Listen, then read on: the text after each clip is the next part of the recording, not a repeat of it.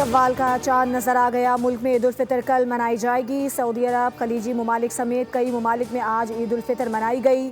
نماز عید الفطر کے سب سے بڑے اجتماعات مسجد الحرام اور مسجد نبوی صلی اللہ علیہ وآلہ وسلم میں ہوئے۔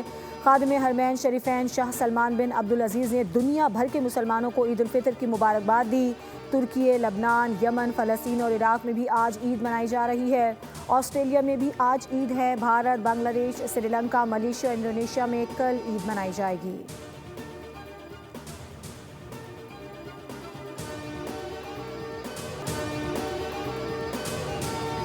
پاسداران انقلاب کے ترجمان بریگیڈیئر جنرل علی محمد نعینی امریکی اور اسرائیلی حملے میں شہید ہو گئے۔ مشرق وسطیٰ میں بھڑکنے والی جنگ کے شعلوں میں شدت آ گئی۔ تہران ایک بار پھر فضائی حملوں کی زد میں ہے۔ ایرانی میڈیا کے مطابق IRGC نے علی محمد نعینی کی شہادت کی تصدیق کر دی ہے۔ امریکہ اور اسرائیل کی وحشیانہ بمباری سے مشرقی تہران اور صوبہ کرمان میں دھماکے سنے گئے۔ امریکی سینٹ کام کا کہنا ہے کہ فورسز نے ایران میں میزائل پلانٹ پر حملہ کیا۔ کراچ میزائل فیکٹری کو نشانہ بنایا۔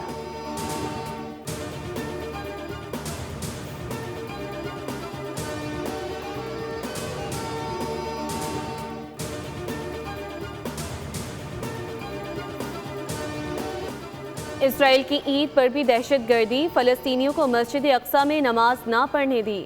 اسرائیلی فورسز نے فلسطینیوں کو مسجد اقصیٰ میں داخلے سے روکنے کے لیے آنسو گیس کی شیلنگ کی اور لاٹھی چارج کیا۔ اسرائیلی حکام کی جانب سے مسجد اقصیٰ کمپاؤنڈ بند کر دیا گیا۔ عید پر بھی عبادت پر پابندیاں برقرار رکھیں۔ عینی شاہدین کے مطابق اسرائیلی فورسز نے نمازیوں کو منتشر کرنے کے لیے طاقت کا استعمال کیا۔ کئی افراد متاثر۔ مقدس مقام پر کشیدگی خطے میں مزید تصادم کا سبب بن سکتی ہے۔ اسرائیلی پولیس نے مسجد کے داخلی راستوں پر رکاوٹیں کھڑی کر دیں اور نمازیوں کو اندر داخل ہونے سے روکا، جس کے باعث سینکڑوں فلسطینیوں کو پرانے شہر کے باہر نماز عید ادا کرنی پڑی۔ میڈیا رپورٹس کے مطابق 1967 کے بعد پہلی بار رمضان کے اختتام پر مسجد اقصیٰ کو مکمل طور پر بند رکھا گیا اور فلسطینیوں کو نماز ادا کرنے سے روک دیا گیا۔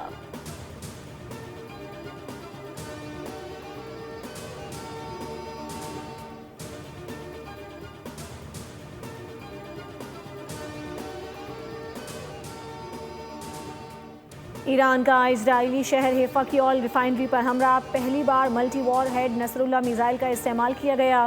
حملے کے بعد حیفا کی مختلف علاقوں کی بجلی منقطع ہو گئی۔ پاسداران انقلاب کے مطابق اسرائیل میں اشدود اور حیفا کی آئل ریفائنریز پر حملہ کیا گیا، جن میں خیبر شکن، عماد اور حاج قاسم میزائل بھی استعمال کیے گئے۔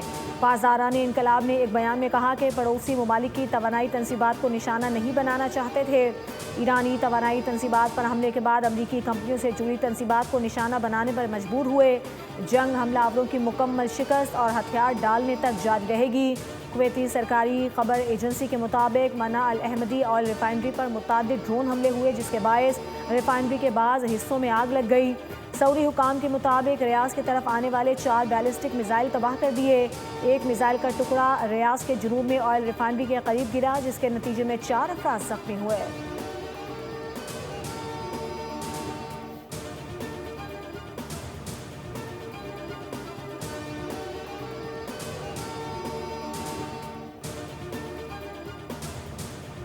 ایران کے میزائل پروگرام تباہ کرنے کے امریکی اور اسرائیلی دعووں کی تردید۔ ترجمان پاسداران انقلاب کے مطابق ہماری میزائل صنعت کی کارکردگی کے حوالے سے کوئی تشویش نہیں۔ تہران اب بھی میزائل اور ڈرونز تیار کر رہا ہے۔ ہم جنگی حالات میں بھی میزائل تیار کر رہے ہیں۔ ذخائر جمع کرنے میں بھی کوئی خاص مسئلہ درپیش نہیں۔ دوسری جانب ایرانی پارلیمنٹ کے اسپیکر نے سوشل میڈیا پر بیان میں کہا کہ F-35 طیارہ امریکہ کے ناقابل شکست ہونے کی علامت تھا۔ ایرانی دفاعی نظام نے پہلی بار اس ناقابل شکست کو شکست دی۔ یہ لمحہ ایک نظام کے ٹوٹنے اور بکھرنے کی علامت بن گیا۔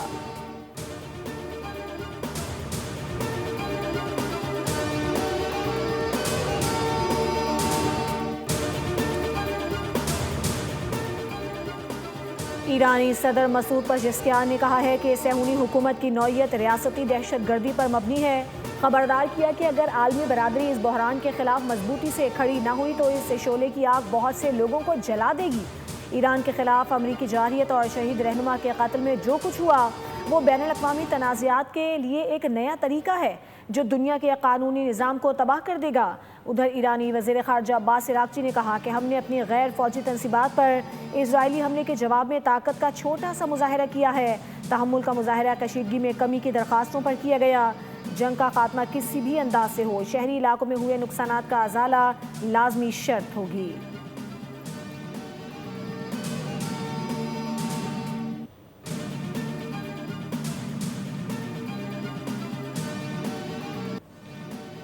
امریکی صدر ڈونلڈ ٹرمپ نے ایرانیوں کو ہوشیار اور ذہین قرار دے دیا. کہا ایران سے جنگ شطرنج کا ایک بڑا کھیل ہے اور ہم بہت ہوشیار لوگوں سے یہ شطرنج کھیل رہے ہیں.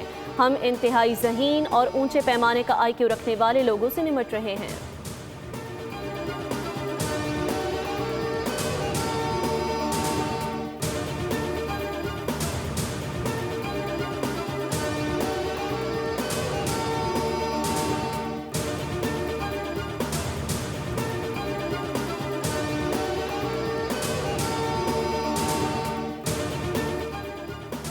مشرق وسطی میں آئل اور گیس تنصیبات پر حملے کے بعد دنیا بھر میں خام تیل اور گیس کی قیمتوں میں اضافہ.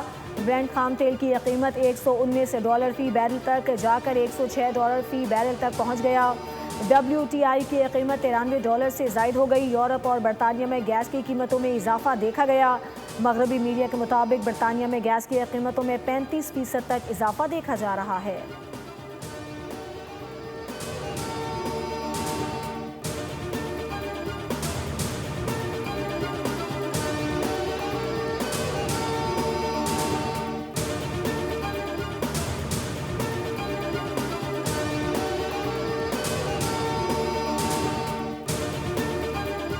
آبنائے ہرمز میں ایرانی اجازت کا بھارتی پروپیگنڈا. آبنائے ہرمز میں ایرانی اجازت سے متعلق بھارتی دعووں کو بے بنیاد قرار دیتے ہوئے بھارتی میڈیا نے حکومتی پالیسیوں پر سخت تنقید کی.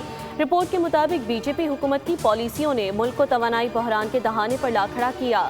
عوامی غصہ کم کرنے کے لیے نریندر مودی کی حکومت میڈیا کے ذریعے گمراہ کن پروپیگنڈا کر رہی ہے، جبکہ ایرانی جہازوں کے لیے کسی جامع انتظام کا فقدان ہے. مودی حکومت کی جانب سے ایرانی تیل کی درآمدات محدود کرنے اور چابہار بندرگاہ منصوبے میں شراکت کم کرنے کے فیصلوں نے ایران کے ساتھ تعلقات کو نقصان پہنچایا. تجزیہ کاروں کے مطابق بھارت اور اسرائیل کے بڑھتے ہوئے تعلقات کے بعد ایران بھارت کو موجودہ کشیدگی میں غیر جانبدار نہیں سمجھتا.